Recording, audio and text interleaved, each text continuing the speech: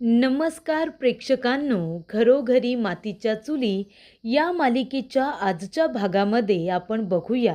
तर प्रेक्षकांनो, इथे आता ऐश्वर्या, मकरंद आणि त्यांच्याबरोबर एक माणूस आलेला असतो. तेव्हा ऐश्वर्या म्हणते की तुला आता काय करायचं आहे हे कळलं असेलच ना. तेव्हा इथे तो माणूस म्हणतो, हो मॅडम, तुम्ही काळजीच करू नका, तुमचं काम झालंच म्हणून समजा. तर इथे गोडाऊनला आग लावण्यासाठी त्या माणसाला त्या ठिकाणी बोलावलेलं असतं आणि तेव्हा इथे ऐश्वर्या म्हणते की मॅक, त्या माणसाला कामाचे पैसे दे. तेव्हा इथे मकरंदला खरं तर ही अशी कामं करायला भीती वाटत असते. एखाद्या माणसाचा जीव वगैरे घेणं हे ऐश्वर्या आणि सयाजी विखे पाटील यांच्यासाठी साधी गोष्ट असेल, पण प्रेक्षकांनो, मकरंदसाठी ती साधी गोष्ट नसते. पण तरीसुद्धा जानकीच्या प्रेमाखातर तो ऐश्वर्याच्या बोलण्यामध्ये येतो आणि त्या माणसाला पैसे देतो. तेव्हा इथे ऐश्वर्या म्हणते, सांगितल्याप्रमाणे सगळ्या गोष्टी घडून आल्या पाहिजे. तो ऋषिकेश आतमध्ये काम करत असतानाच गोडाऊनला आग लागली पाहिजे. तेव्हा इथे मकरंद म्हणत असतो की ऐश्वर्या, या सगळ्या गोष्टींची मला भीती वाटते. जर हा प्लॅन आपल्यावरतीच उलटा झाला तर? आपल्यावरती सगळं शेकलं तर काय करायचं? ऐश्वर्या म्हणते, तू काळजी करू नको, आपला प्लॅन फ्लॉप होणार नाही. तुझा हात जळलाय ही छोटी गोष्ट नाही आहे मॅक, त्याच्यामुळे तुझा हात जळलाय ना. मग आता त्या ऋषिकेशला सुद्धा जळून खाक होऊ दे, त्याला त्याच्या गुन्ह्याची शिक्षा मिळू दे. तेव्हा मकरंद म्हणत असतो, ठीक आहे जानकी, जर असं असेल तर मी सुद्धा माझ्या प्रेमासाठी अजून एक पाऊल पुढे येतो. आता आग लावायची ठरवलेलीच आहे ना, तू तुझ्या माणसाला सगळी तयारी करून ठेवायला सांग आणि गोडाऊनला आग मात्र मीच लावणार. मीच लावलेल्या आगीमध्ये तो ऋषिकेश जळून खाक झाला पाहिजे, असं इकडे मकरंद म्हणत असतो. तेव्हा प्रेक्षकांना ऐश्वर्याला आनंद होतो की चला, मकरंदसुद्धा माझ्या टीममध्ये सामील झालेला आहे ऋषिकेशला त्रास देण्यासाठी. त्यानंतर प्रेक्षकांनो, ऋषिकेश धावत पळत कामावरती आलेला असतो. तो म्हणतो, गुड मॉर्निंग काका. पाटील काका, सांगा आज मी काय काम करायचं आहे? तेव्हा पाटील काका म्हणतात की आतमध्ये जा आणि जेवढ्या गोण्या आहेत ना, त्या एकावर एक व्यवस्थित लावून ठेव. तेव्हा ऋषिकेश धावत पळत येतो आणि आनंदाने आपलं काम करत असतो. काम करता करता प्रेक्षकांनो, ऋषिकेशला आपल्या आईची आठवण आलेली असते आणि तो म्हणत असतो की मला माझ्या आईची आठवण येते, तिच्याशी बोलणं करू का? तेव्हा प्रेक्षकांनो, ऋषिकेश काम करत असताना त्या ठिकाणी जानकी आलेली असते आणि जानकी म्हणते की नमस्कार, मी जानकी, मी इथे ऋषिकेश रणदिवेला भेटायला आले. माझं त्याच्याकडे थोडं काम आहे. कुठे आहे तो? मी त्याला भेटू शकते का? तेव्हा जानकीला सांगितलं जातं की ऋषिकेश आतमध्ये काम करतोय, तुम्ही त्याला तिथे जाऊन भेटूच शकता. तेव्हा प्रेक्षकांनो, काम करता करता ऋषिकेशला आठवतं, मंदिरामध्ये सुमित्रा त्याच्यावरती रागवलेली असते. ती म्हणते, ऋषिकेश जाऊ दे, मला तुझ्याशी काही बोलायचंच नाही आहे. तेव्हा ऋषिकेश म्हणतो की आईजवळ बोलणं केलं तर तिलाही बरं वाटेल आणि मलाही तिच्याशी आधी बोलूनच घेतो. आणि तो फोन काढण्यासाठी खिशामध्ये हात टाकतो आणि तेव्हा त्याच्या लक्षात येतं प्रेक्षकांनो की ऋषिकेश फोन विसरलेला आहे. कारण आधी त्याला वाटतं, माझा फोन कुठे गेला? येताना घाईघाईने रस्त्यात कुठे पडला की काय? पुन्हा तो म्हणतो, रस्त्यात कसा पडला असेल? तेव्हा त्याला पटकन आठवतं, जानकी त्याला मंदिरात म्हणालेली असते की ऋषिकेश, तुझा फोन माझ्याकडे आहे आणि मी तुझा फोन नंतर देते. तेव्हा इथे ऋषिकेश म्हणतो, अरे देवा, माझा फोन तर जानकीकडे राहिला. तेव्हा तो धावत पळत येतो आणि तिथे एक दादा असतात. त्यांना म्हणतो की दादा, जरा तुमचा फोन देता का? मला एक फोन करायचा आहे. तेव्हा ऋषिकेश त्या दादांकडून फोन घेतो आणि इथे आपल्या आईला फोन करतो. पण आईचा फोन तर लागतच नाही. त्यानंतर ऋषिकेश म्हणतो की जानकीला फोन करतो आणि सांगतो, माझा मोबाईल तुझ्याकडे आहे म्हणून. पण इथे जानकीसुद्धा फोन उचलत नसते. तेव्हा ऋषिकेश जानकीच्या ऑफिसमध्ये फोन करतो आणि म्हणतो की नमस्कार, जानकी आहे का तिथे? मला जानकीजवळ बोलायचं होतं. ती तुमच्या कंपनीमध्ये काम करते ना? प्लीज तिला फोन देता. तेव्हा इथे रश्मी म्हणत असते की जानकी इथे काम करते, पण आता ती इथे नाही आहे. कुणीतरी ऋषिकेश आहे, त्याला त्याचा फोन द्यायला गेले. तेव्हा इथे ऋषिकेश म्हणतो, हो का? नाही, मीच ऋषिकेश बोलतोय, त्यासाठीच मी कॉल केला होता. बरं ठीक आहे, मी आता ठेवतो, असं म्हणून ऋषिकेशने फोन ठेवलेला असतो. तर प्रेक्षकांनो, ऋषिकेश आता फोनवरती बोलण्यासाठी बाहेर गेलेला असतो आणि गोडाऊनच्या आतमध्ये जानकी आलेली असते. दोघांची सुद्धा चुकामुक होते. बॉक्सेस असल्यामुळे दोघे एकमेकांना दिसत नाही. एकमेकांच्या बाजूने जातात पण मध्ये बॉक्सेस ठेवलेले असतात. आणि तेव्हा प्रेक्षकांनो, गोडाऊनला आग मात्र इथे आता मकरंदला स्वतःच्या हाताने लावायची असते. त्यामुळे इथे जानकी गोडाऊनच्या आतमध्ये असते. ऋषिकेशला आवाज देत असते आणि म्हणत असते की हा वास कसला येतोय. आणि तेवढ्यातच प्रेक्षकांनो, इथे मकरंदने आग लावल्यानंतर इथे आता सगळीकडे आगीने खूपच मोठी धाव घेतलेली असते. आगीचा भडका उडालेला असतो. तेव्हा जानकी म्हणत असते, ऋषिकेश, अरे कुठे आहेस तू ऋषिकेश. आणि तेवढ्यातच प्रेक्षकांनो, इथे आता एक माणूस येतो आणि जानकीच्या डोक्यावरती जोरात फटका मारतो. तेव्हा प्रेक्षकांनो, जानकी आता ओरडत असताना ऋषिकेशला जानकीचा आवाज येतो आणि तो धावत पडत जानकीचा जीव वाचवण्यासाठी आतमध्ये येतो. आग इतकी वाढलेली असते पण जानकी आतमध्ये अडकल्यामुळे ऋषिकेश स्वतःच्या जीवाची पर्वा न करता आतमध्ये जाण्याचा प्रयत्न करत असतो. आणि तेव्हा इथे आता कामगार त्याला थांबवण्याचा, त्याला अडवण्याचा परिपूर्ण प्रयत्न करत असतात. कामगार म्हणत असतात की आगीमध्ये तूही गेलास तर तू बाहेर कसा येणार, अजिबात पुढे जाऊ नकोस. पण प्रेक्षकांनो, ऋषिकेश जानकीला वाचवण्यासाठी आगीमध्ये उडी घेतोच. तर इथे आता देवाची पूजा करायला बसलेली सुमित्रा आपल्या मुलासाठी दरवेळेला प्रार्थना करत असते.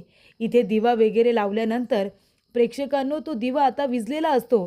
सुमित्रा म्हणते, अरे देवा, हे काय झालं, दिवा कसा काय विझला. हे गणपती बाप्पा, माझ्या ऋषिकेशच्या नावाने दिवा लावत होते आणि हे काय, त्याच्यासाठीच मी इथे प्रार्थना करत होते ना, की त्याच्यावरती कुठलंही संकट येऊ देऊ नकोस म्हणून, आणि दिवा विझला. हे चांगला संकेत नाही आहे देवा. सुमित्रा आता टेन्शनमध्ये आलेली असते. तेव्हा इथे तिची आई म्हणते, काय गं सुमित्रे, काय झालं, अशा फेऱ्या का मारतेस, कसलं टेन्शन आलंय तुला.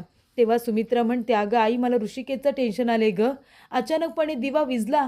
मी त्याच्यासाठीच प्रार्थना करत होते आणि दिवा विझणं ही चांगली गोष्ट नाही आहे. तेव्हा इथे आता तिची आई म्हणत असते, अगं बाई, दिवा विझला तर हवा आल्यानंतर दिवा विझतो. पहिल्यांदा आजी काहीतरी चांगलं बोललेली असते. ती म्हणत असते की हवा आली ना की दिवा विझतो, तसा विझला असेल आणि तू काय सारखी त्याची काळजी करत असतेस ग, नको त्याची काळजी करू एवढी. तेव्हा सुमित्रा म्हणते, आई, तुला नाही कळणार, माझी काळजी तुला कधीच कळणार नाही. अगं, मुलगा आहे तो माझा मुलगा, आणि माझा मुलगा जर संकटात असेल तर आई म्हणून मला त्याची काळजी वाटणार नाही का. तेव्हा इथे सुमित्रा म्हणत असते की देवा, माझ्या ऋषिकेशला सुखी ठेवा, त्याच्यावरती कुठलंही संकट येऊ देऊ नका. तर इथे लहानपणापासूनच ऋषिकेशच्या इथे आई मात्र कधीच त्याला लाड करत नसते. आजी त्याचा रागरागच करत असते. तेव्हा इथे सुमित्रा म्हणते की मी जाते आई, जोपर्यंत मी माझ्या ऋषिकेशला डोळे भरून बघत नाही ना, तोपर्यंत माझ्या मनाला शांतता मिळणार नाही.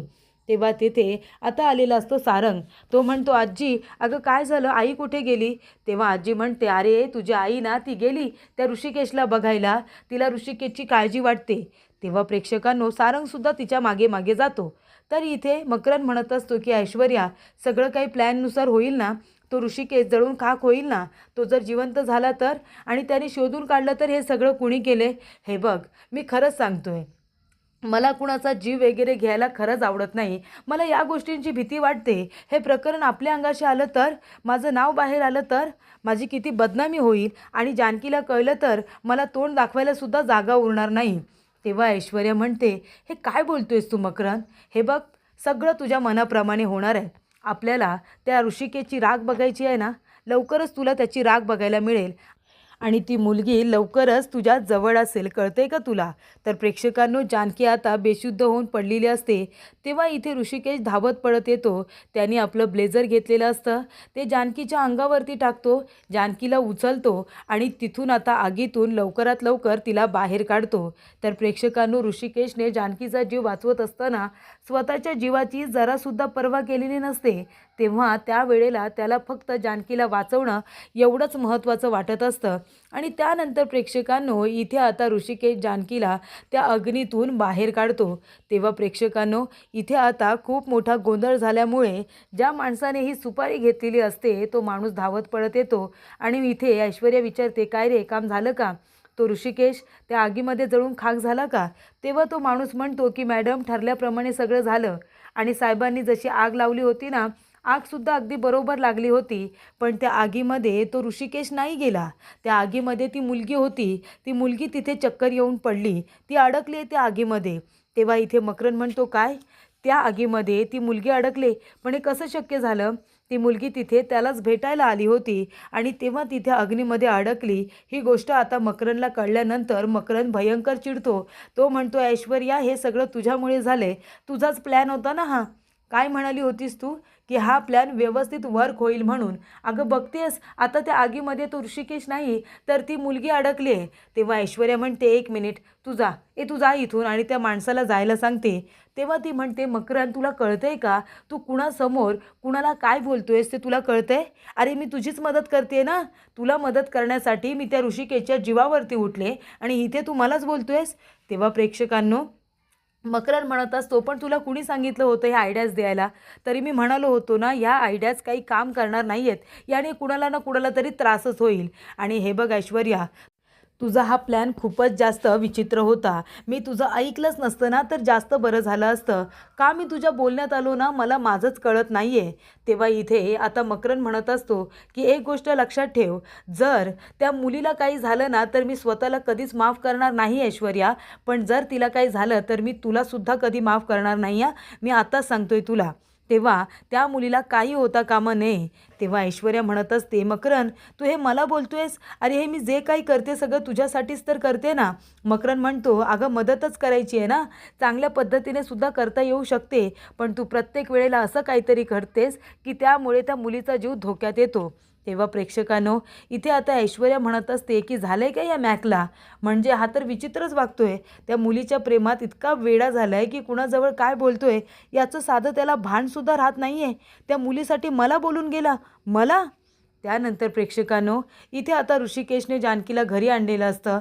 तिला चेक करण्यासाठी डॉक्टर बोलावलेले असतात आणि त्यानंतर प्रेक्षकांनो, डॉक्टर तिला चेक करतात. ऋषिकेश म्हणत असतो की डॉक्टर, सगळं काही ठीक आहे ना? जानकीला काही झालं तर नाही आहे ना? ती शुद्धीवरती कधी येईल? नाही म्हणजे ती अजून शुद्धीवरती नाही आले ना, म्हणून विचारतोय. तेव्हा डॉक्टर म्हणतात, नका काळजी करू मिस्टर ऋषिकेश, जानकीला काहीसुद्धा झालेलं नाही आहे. तिथे खूप आग लागली होती ना, तो धूर तिच्या नाकातोंडात गेला आहे. म्हणून काय झालं आहे, तिला श्वास घ्यायला त्रास झाला आणि मग तिला चक्कर आली. त्यामुळे तिला थोडा वेळ आराम करू द्या. त्या स्वतःहून शुद्धीवरती येतील. मी त्यांना इंजेक्शन दिलं आहे ना, धुरामुळे त्यांना चक्कर आले, बाकी काही नाही. बाकी त्या बऱ्या आहेत. थोडा वेळ त्यांना आराम करू द्या. त्या स्वतःहूनच शुद्धीवरती येतील. असं इकडे आता डॉक्टर म्हणत असतात. डॉक्टर तिला चेक करत असतात. तेव्हा प्रेक्षकांनो, डॉक्टर आणि ऋषिकेश दोघेही आता जानकीला शुद्धीवरती येण्याची वाट बघत असतात. तेव्हा इथे डॉक्टर म्हणतात, तोपर्यंत मी तुम्हाला जी काही औषधं लिहून दिलेली आहेत ना, ती सुद्धा घेऊन या. तेव्हा प्रेक्षकांनो, इथे सुमित्रा आता गोडाऊनजवळ आलेली असते ऋषिकेशला भेटायला. पण ऋषिकेश त्या ठिकाणी नसतो आणि गोडाऊनला सुद्धा आग लागलेली असते. तेव्हा इथे सारंग आणि त्याचबरोबर सुमित्रा दोघेही जण घाबरतात आणि म्हणतात की हे सगळं काय आहे? गोडाऊनला आग कशी काय लागली? आणि ऋषिकेश कुठे आहे? माझ्या ऋषिकेशला काही झालं तर नाही ना? तेव्हा इथे कामगार म्हणतात की नाही, सुदैवाने कुणाला काही झालेलं नाही आहे. आम्ही सगळेजण ठीक आहोत. ऋषिकेशसुद्धा ठीक आहे. मग माझा ऋषिकेश कुठे आहे? तेव्हा पाटील काका म्हणतात की ऋषिकेश आहे ना, त्या मुलीला घेऊन गेला. म्हणजे इथे जानकी नावाची मुलगी आली होती. ती आगीमध्ये फसली होती ना, तिचा जीव ऋषिकेशने वाचवला आणि तो तिला इथून घेऊन गेला. तेव्हा प्रेक्षकांनो, सुमित्रा म्हणते, काय? त्या मुलीला वाचवण्यासाठी माझ्या ऋषिकेशने त्याचा जीव धोक्यात घातला? तो गेला त्या अग्नीमध्ये. ती मुलगी इथे कशासाठी आली होती? ती काय माझ्या मुलाला इथे माझ्यापासून दूर करायलाच आली की काय? तेव्हा प्रेक्षकांनो, सुमित्रा म्हणत असते की कुठे असेल माझा ऋषिकेश? आधी मला ऋषिकेशला बघायचं आहे. तेव्हा तिथे सौमित्र येतो आणि म्हणतो, आई तू इथे काय करतेस? सारंग, तू आईला इथे घेऊन का आलास? तेव्हा सारंग म्हणतो, दादा, अरे मी घेऊन आलो नाही आहे. आईच इथे आली. मीच तिच्या मागोमाग आलो आहे. तेव्हा सौमित्र म्हणतो, आई हे बघ, जे काही घडलंय ते मला माहिती आहे आणि दादाला काही झालेलं नाही आहे, मला कळलं आहे. दादा घरी गेला आहे, तू काळजी करू नको. सारंग, आईला घेऊन घरी जा बरं. तेव्हा सुमित्रा म्हणते, नाही, अजिबात नाही. मी माझ्या ऋषिकेशला बघितल्याशिवाय कुठेही जाणार नाही. तुम्हाला दोघांना नसेल यायचं तर नका येऊ. मी माझ्या ऋषिकेशला भेटायला जाणार आहे. तेव्हा प्रेक्षकांनो, इथे आता सुमित्रा हट्टच करते. ती म्हणते की आधी मी माझ्या मुलाला बघायला जाणार. तेव्हा इथे सारंग म्हणत असतो, दादा, अरे काय, आई हट्ट करते तर आपण पण जाऊया ना. त्यानिमित्ताने दादाला बघणं तरी होईल. तेव्हा प्रेक्षकांनो, इथे आता जानकी शुद्धीवरती आलेली असते. तेव्हा ऋषिकेश म्हणतो, जानकी आरामात, आरामात उठ. आणि तो जानकीला उठून बसवतो. त्याचबरोबर तिला पाणी प्यायला देतो. पाणी वगैरे प्यायल्यानंतर तो विचारतो, तू ठीक आहेस ना?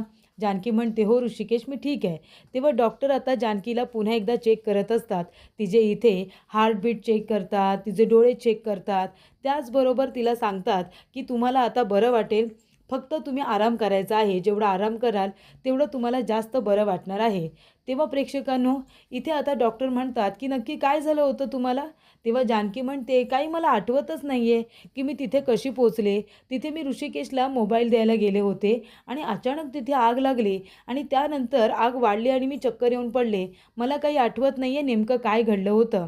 पण माझ्या डोक्यात कुणीतरी जोरात मारल्यासारखं वाटलं. तेव्हा प्रेक्षकांनो, इथे आता जानकी जे काही सांगत असते ते ऐकल्यानंतर ऋषिकेश म्हणतो, जानकी प्लीज तू जास्त बोलू नकोस, तुला आरामाची गरज आहे, प्लीज तू शांत हो. तेव्हा डॉक्टर आता गेलेले असतात. डॉक्टर गेल्यानंतर तिथे मकरन येतो. मकरन म्हणत असतो, जानकी कशी आहेस तू? जानकी तू ठीक आहेस ना? म्हणजे मला कळलं की तिथे गोडाऊनला आग लागली, तिथे तू अडकली होतीस म्हणून. आता तुला बरं वाटतंय ना? तेव्हा जानकी म्हणते, पण तुला कसं कळलं की गोडाऊनला आग लागली होती आणि तिथे मी होते? तेव्हा मकरन म्हणतो की रश्मीला मी फोन केला होता ना, तिने मला सांगितलं की गोडाऊनला आग लागली आहे म्हणून. तेव्हा प्रेक्षकांनो, इथे आता मकरन म्हणत असतो की जानकी चल ना, आपण मोठ्या हॉस्पिटलला जाऊया, तिथे जाऊन आपण तुझी ट्रीटमेंट करू चल. तेव्हा इथे ऋषिकेश म्हणत असतो की मकरन सर प्लीज प्लीज तुम्ही शांत व्हा. आताच तिला डॉक्टर चेक करून गेलेत, डॉक्टरांनी औषधं गोळ्यासुद्धा दिल्यात. तेव्हा तिला आराम करायला सांगितले, तिला फक्त जास्तीत जास्त आराम करू देत. तेव्हा प्रेक्षकांनो, इथे आता जानकी म्हणत असते, हो मकरन, आता मी ठीक आहे. त्यानंतर प्रेक्षकांनो, इथे आता सुमित्रा, सारंग आणि सौमित्र तिघेही जण आलेले असतात. सुमित्रा म्हणते, ऋषिकेश, बाळा ऋषिकेश, अरे कसा आहेस तू? तेव्हा ऋषिकेश म्हणतो, आई अगं तू इथे, आई नको काळजी करू, मी एकदम बरा आहे, हे बघ ना मला काही झालेलं नाही आहे. तेव्हा सारंग म्हणतो, दादा अरे प्रत्येक वेळेला तुला जीव धोक्यात घालायची काही सवय लागली आहे का रे? का तू असं करतोस? आमच्या जीवाला किती घोर लागतो तुला माहिती आहे का? तेव्हा सुमित्रा म्हणते, आणि हे सगळं कुणासाठी? या उद्धट मुलीसाठी. जोपर्यंत तू या मूर्ख मुलीबरोबर राहतोयस ना, तोपर्यंत माझ्या जीवाला घोरच लागणार आहे वाटतं. तेव्हा इथे ऋषिकेश म्हणत असतो, आई प्लीज, अगं हे काय बोलतेस तू? हे बघ तू जानकीला काही बोलू नकोस, तिची या सगळ्यामध्ये काही चूक नाही आहे. तेव्हा सुमित्रा म्हणते, का का नाही बोलायचं मी? आज मी ह्या मुलीचा पाण उतारा करणारच. बोलू देत मला. काय गे मुली, माझ्या मुलाचा जीव काय एवढा वरती आलाय का? का गेली होतीस तू त्या गोडाऊनमध्ये? माझ्या मुलाला जर काही झालं असतं तर? सांग ना, तू माझ्या मुलाला माझ्यापासून दूर करायला आली आहेस का? माझ्या मुलाला जर काही झालं असतं ना, तर मी तुला कधीच माफ केलं नसतं, कळलं ना? प्रत्येक वेळेला संकटात सापडतेस आणि माझा मुलगाच तुला वाचवायला येतो आणि त्याच्यामध्ये तो स्वतःच फसतो. तेव्हा इथे ऋषिकेश म्हणतो, आई अगं प्लीज, तू जानकीला वाटेल तसं बोलू नकोस. या सगळ्यात खरंच तिची काही चूक नाही आहे आणि ती आता काही ऐकून घेण्याच्या मनस्थितीत नाही आहे गं. तिला आराम करायची गरज आहे. प्लीज तू तिला काही बोलू नकोस. तुला जे काही बोलायचं आहे ना, तू मला बोल. तू हवं ते मला बोल. पण प्लीज तू जानकीला काही बोलू नकोस. तेव्हा प्रेक्षकांनो, सुमित्रा म्हणते, का का नाही बोलायचं मी तिला? अरे जे काही घडलंय त्याच्यामध्ये तिचीच तर चूक आहे ना. ती त्या गोडाऊनमध्ये गेली नसती तर तू तिला वाचवायला त्या आगीमध्ये गेला नसतास आणि तुला सुद्धा त्रास झाला नसता. जेव्हा प्रेक्षकांनो, सुमित्रा म्हणत असते की तुझ्यामुळे माझ्या मुलावरती संकट येतात, हे जेव्हा आता सुमित्रा बोलत असते, जानकीला वाईट वाटतं, पण आनंद झालेला असतो मकरनला. मकरनला वाटतं की बरं झालं, ही आता सुमित्रा जानकीचा राग करते, त्यामुळे तिच्या बोलण्यामुळे तरी जानकी हे घर सोडून जाईल असं आता मकरनला वाटत असतं. पण प्रेक्षकांनो, तसं काही होत नाही. कारण पुढील भागामध्ये जेव्हा इथे ऋषिकेश बाहेर झोपायला जात असतो, तेव्हा जानकी म्हणते, ऋषिकेश तू बाहेर झोपायला जाऊ नकोस, बाहेर खूप थंडी आहे. तेव्हा ऋषिकेश म्हणतो, पण जानकी. तेव्हा जानकी म्हणते, ऋषिकेश माझा विश्वास आहे तुझ्यावरती. जो माणूस स्वतःच्या जीवाची पर्वा न करता मला आगीतून वाचवू शकतो, तो माणूस माझा विश्वासघात कधीच करू शकत नाही. एवढं तर मला माहिती आहे, माझा विश्वास आहे तुझ्यावरती. तेव्हा प्रेक्षकांनो, इथे आता जानकी वरती झोपलेली असते खाटेवरती आणि ऋषिकेश खाली तिच्या शेजारी चटई वगैरे टाकून झोपलेला असतो. आणि तेव्हा प्रेक्षकांनो, मकरनला खूप राग आलेला असतो. मकरन म्हणत असतो की जानकी, तू त्या ऋषिकेशची कधीच होऊ शकत नाही. तू फक्त माझी आहेस आणि ऋषिकेश बरोबर मी तुला कधीच बघू शकत नाही. तेव्हा जानकी आता ऑफिसला आल्यानंतर ती रश्मीला म्हणत असते की रश्मी, अगं तू सांगितलंस ना मकरंद सरांना की मी गोडाऊनमध्ये होते म्हणून, आणि तिथे मला लागलं, मी बेशुद्ध झाले होते. तेव्हा रश्मी म्हणते, काय, मी कधी सांगितलं मकरंद सरांना? आम्हाला तर आत्ता कळलं, आणि आम्ही कधी सांगायचं मकरंद सरांना? तेव्हा इथे जानकी म्हणत असते, जर रश्मीने मकरंदला काही सांगितलेलं नाही आहे तर मकरंद असं कसं म्हणतोय की त्याला रश्मीने सांगितलं म्हणून की मी गोडाऊनमध्ये होते? गोडाऊनमध्ये लागलेल्या आगीबरोबर मकरंदचा तर काही संबंध नाही आहे ना? तर प्रेक्षकांनो, जानकीला मकरंदवरती संशय आलेला असतो.